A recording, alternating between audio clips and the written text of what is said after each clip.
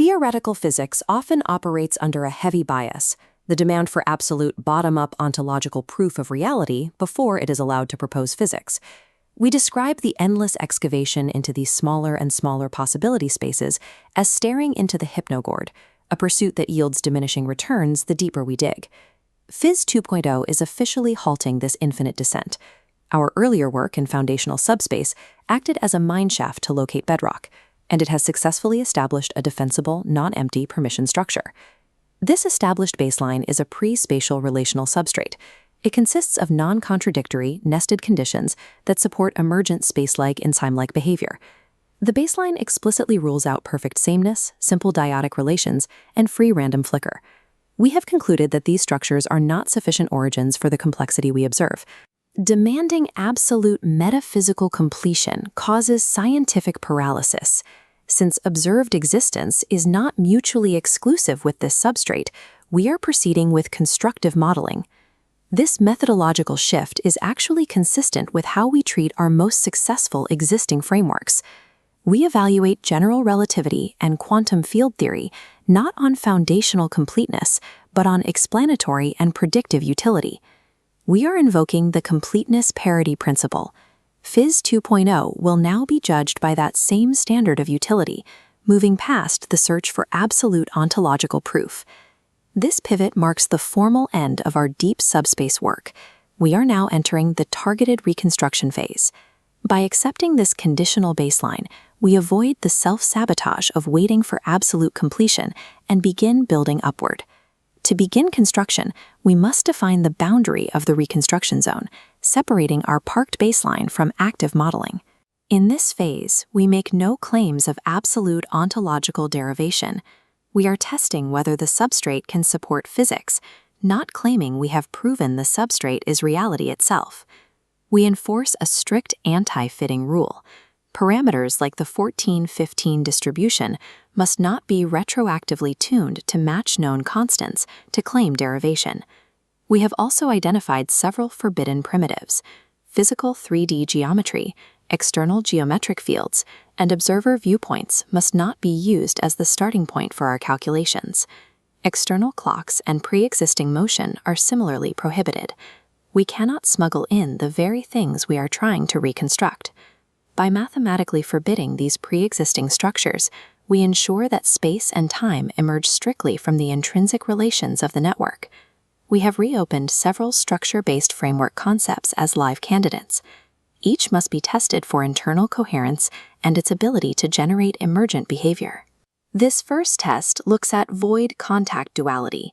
We model dual shell and void codynamics to see if shared voids generate active constraints.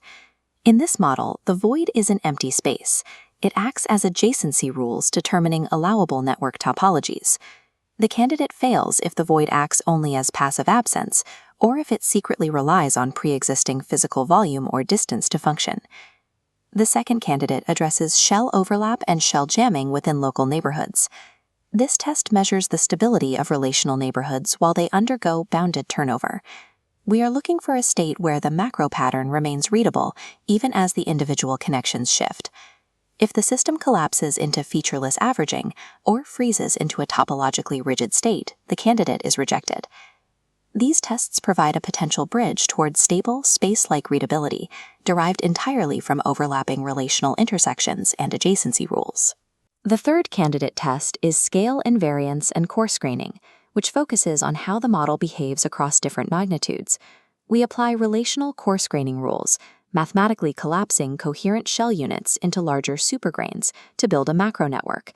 To pass, the system's packing constraints and closure signatures must survive this transition. We look for local cohesive motifs that successfully translate into macro packing relations. Failure occurs if the transition causes a loss of local distinction or requires us to smuggle in an arbitrary metric scale to keep the hierarchy from running away. The fourth candidate addresses the emergence of time through ordered structural asymmetry. We attempt to extract an intrinsic partial ordering from a system of asymmetric transitions. This allows us to define sequencing without relying on an external clock. If the transitions resolve into a purely reversible random walk, confluencing toward thermal equilibrium, the model cannot support an arrow of time. Successfully extracting a monotone invariant would indicate that time can be treated as a consequence of network sequencing rather than a pre-existing dimension. As these tests succeed, we begin snapping the candidate models together into a unified architectural matrix. With this baseline established, several concepts are now officially parked. The monist substrate postulate and the unity to 3D assertion are no longer targets for active derivation. We are also parking the detailed derivation of support band parameters. These ideas have provided the necessary permission structure to move into constructive modeling. The immediate focus now shifts to targeted reconstruction through defined work packages, starting with WPP1. In WPP1, we model physical motion as the displacement of a persistent pattern across a changing support network. We are building the physics of movement without assuming prior geometric space.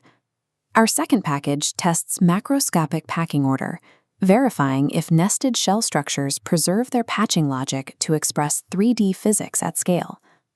Finally, we are modeling relational circulation. We are looking for neighbor exchange moves that yield intrinsic circulation cochains, the precursors to angular momentum and conservation rules. Abandoning the demand for absolute bottom-up completion is the step that allows PHYS 2.0 to finally test its relational architecture against the mechanics of the observable universe.